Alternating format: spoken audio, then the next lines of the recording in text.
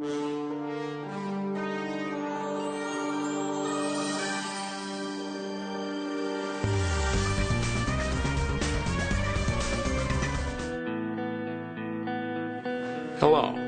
I'm Chuck Judson, a member of the law firm of Smith Hoey, Rice & Rogie. As a past chair of the Traverse City Area Chamber of Commerce, I'm particularly pleased that Smith Hoey is sponsoring this year's Small Business Celebration. With our offices in Grand Rapids, Ann Arbor, and Traverse City, Smith Hoey prides itself with providing experienced counsel to assist business development in all of its stages and assisting business ownership in transitioning their businesses for continued success. Today, we join the Traverse City Chamber in applauding 10 businesses that have been evaluated for delivering outstanding services and products to our region. These businesses represent not only a quality product, but also a quality work environment that helps establish the strong quality of life that we all enjoy in this region. This has been a great small business celebration this year. And on behalf of Smith Hoey, Rice & Rogie, we congratulate this year's winning business as well as the other 9 businesses for their active participation in making this area such a great place to live and work.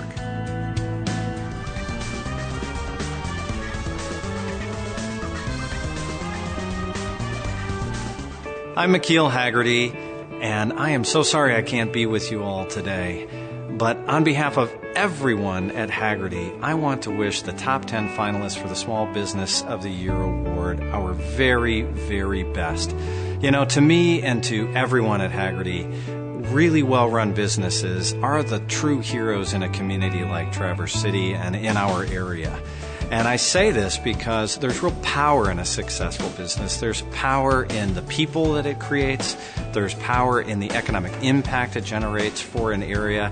And there's power in our industries because well-run businesses can become a kind of force in an industry that I think is really, really positive. It's positive for competition, and it's positive for kind of new product development and services that maybe people haven't thought of.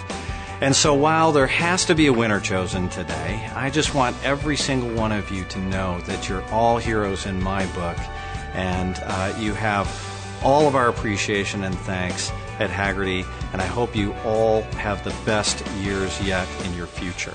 But there are a couple other things I'd like to talk to you about, but I think it might be better if I just show you what I mean. There we go. So much better. You see, now I've leveled the playing field with all of you heroes out there.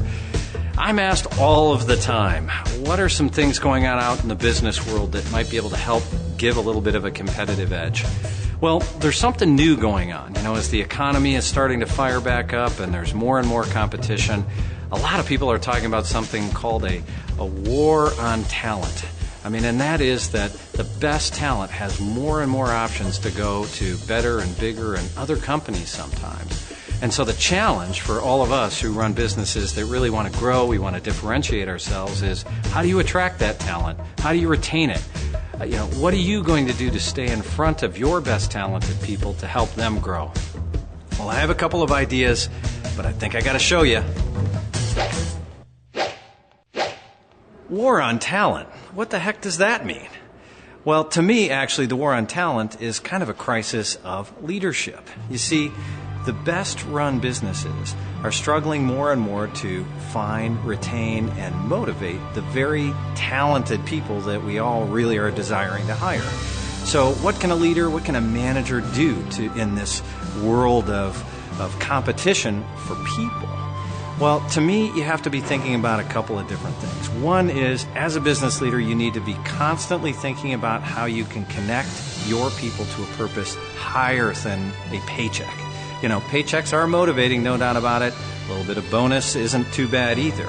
But unless you can actually connect people to a purpose that is more about the whole person, not just about money, that's when you start winning. And this is what I mean by it. You see, it used to be that people sort of had their work life, and then they had their family life, or they had their personal life, or they had community things that they got involved with. Well, now, the types of businesses that people are looking to get involved with combine all of those activities right within the work environment. Because, you see, you really need to be thinking about developing the whole person. people who are fulfilled in a pretty broad way, who are connected to that why, connected to a purpose of a bigger business, you see, they feel better about it, and that goes all straight to the bottom line. And the bottom line is, of course, can be financial, but it also has to do with self-worth and self-perpetuation, and it builds great brands, and it helps develop communities. So that's, I guess, what I mean about the purpose and the crisis of leadership and how we're going to take our businesses to the next level. But the final piece in all of that, and I guess I'd encourage all of you is to think about it, is that so much of this goes straight to the character of the people who are at the top.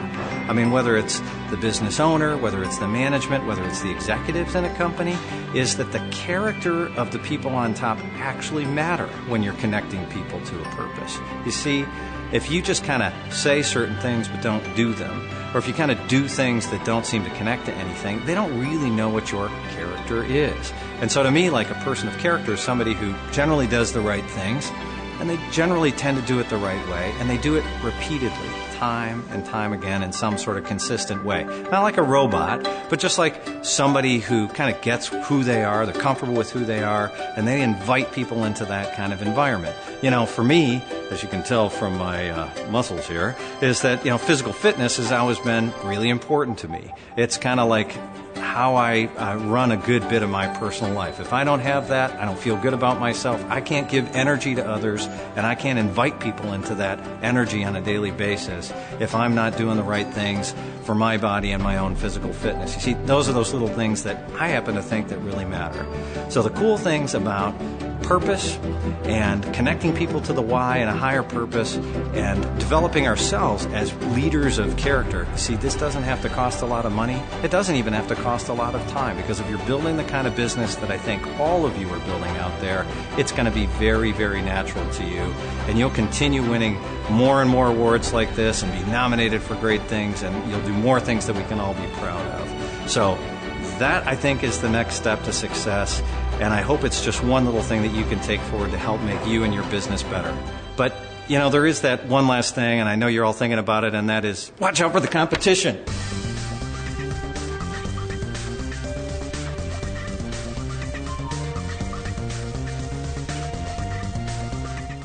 Every time a small business opens its doors, sells another product, hires another employee, it's not just good for business, it's good for our entire region. The Small Business Celebration is a way for all of us to show our appreciation. This year, Hagerty Insurance is pledging their support by offering up to 40 hours consulting services and matching up to $5,000 in community giving by this year's winner. This kind of encouragement makes opportunities possible across our region. Selecting this year's Small Business of the Year is an in-depth process. Judges for the celebration work tirelessly to determine which business deserves the prestigious award. The process begins with nominations in January. Next, the application step. In selecting the top 10, the judges review the application, plus meet with businesses during the candidate showcase. And the top 10 are recognized at Business After Hours. Judges meet with employees, assess goals and growth potential, and visit each business. The finalists talk about successes and failures, plus offer advice to other area businesses at the Top 10 breakfast. After all the events, the Small Business of the Year is selected. Please join us as we recognize the 2013 Top 10 finalists. Bay Area Contracting, Brilliant Books, Cartridge World, Cherry Capital Foods, Grand Traverse Distillery, Kalkaska Screw Products, Keen Technical Solutions, Pathway Homes, Signs Now, Stromberg Carlson Products. The Traverse City Area Chamber of Commerce and Smith Hoey Rice and Rogie thank you for your participation and your positive impact on our community.